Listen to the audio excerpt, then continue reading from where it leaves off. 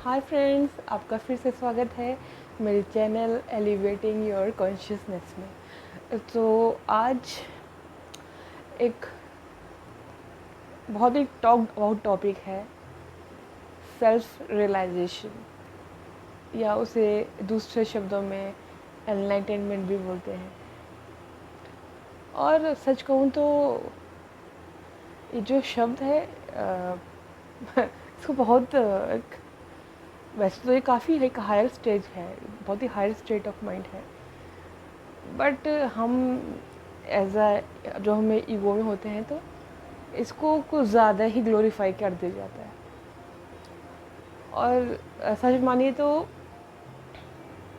ये जो एक स्टेट होती है ना, इसमें बहुत सहज स्टेट होती है, बहुत सहज, कुछ भी कॉम्प्लेक्स नहीं है यहाँ पर, बहुत सहज चीज़ें होती हैं। बट वही है ना, it's very difficult to be simple, सही कहते हैं। तो एनलाइटनमेंट का एक दूसरा नाम सेल्फ रियलाइजेशन भी है। तो रियलाइजेशन से आप लोग क्या समझते हैं?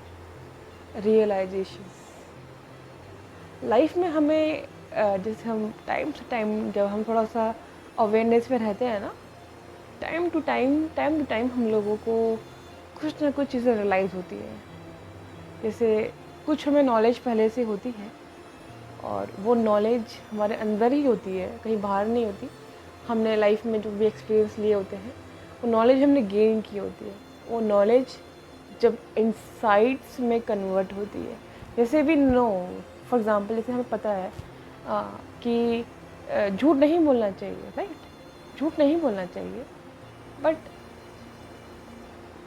लाइफ आपको सिखा देगी एक सिचुएशंस में डालकर कि झूठ क्यों नहीं बोलना चाहिए और झूठ बोलने से क्या होता है।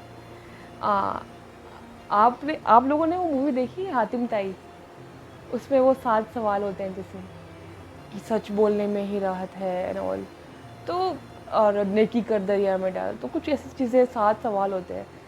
तो 7 सवालों के क्या जवाब ढूंढने होते हैं उस हातिम में, उस मूवी में उसको।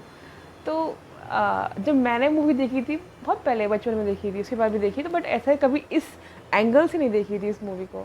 बट मैंने जब बाद में रियलाइज़ किया उस चीज़ को, रियलाइज़ किया कि यस, ये जो हम लाइफ जी रहे हैं, कुछ ट्रुथ्स हैं जो हमें पता होते हैं, ठीक है, बट हम उसे रियलाइज़ करते हैं यहाँ आके। जैसे हातिम पूरी लाइफ में एक एक्सपीरियंस लेता है, एक कि सच कहने में ही राहत है, तो ऐसा क्यों है?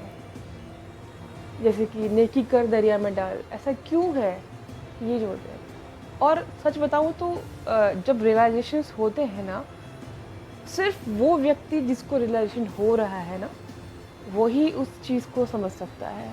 और इसलिए जब भी किसी को एनलाइटनमेंट मिलता है, तो वो समझा नहीं सकता कि वो क्या स्टेट है। और आपको ये चीज़ें लाइक मिलेंगी लिखी हुई कि इसमें ऐसा होता है, इसमें ऐसा होता है।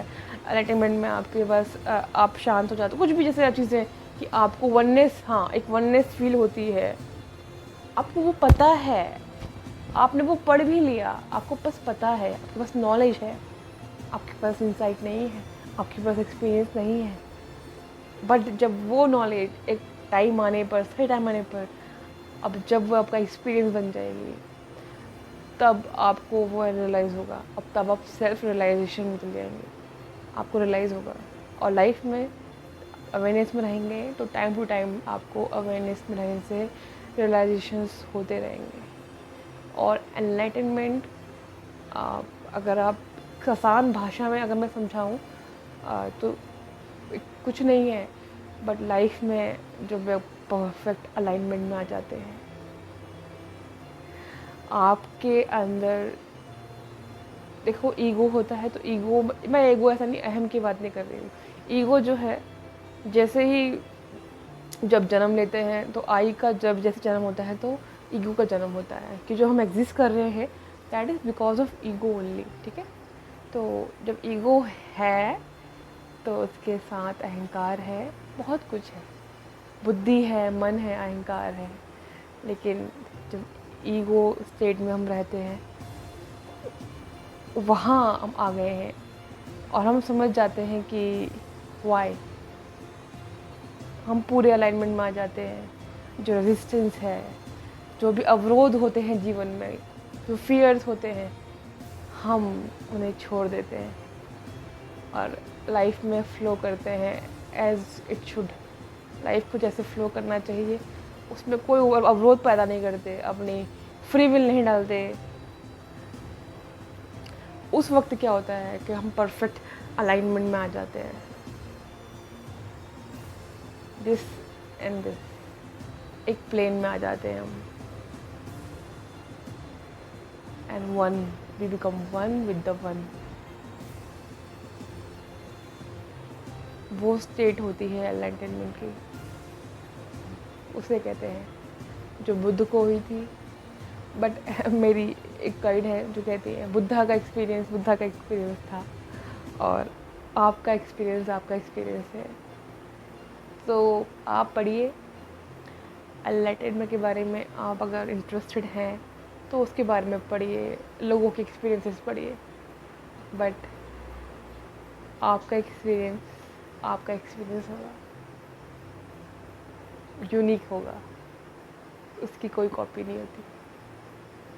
Thank you. अगर आप समझे हैं मैं क्या कहना चाहती थी, तो आप मेरा चैनल सब्सक्राइब करें, लाइक करें और शेयर करें और keep waiting and keep loving. Thank you, I love you all. Her her Mahadev.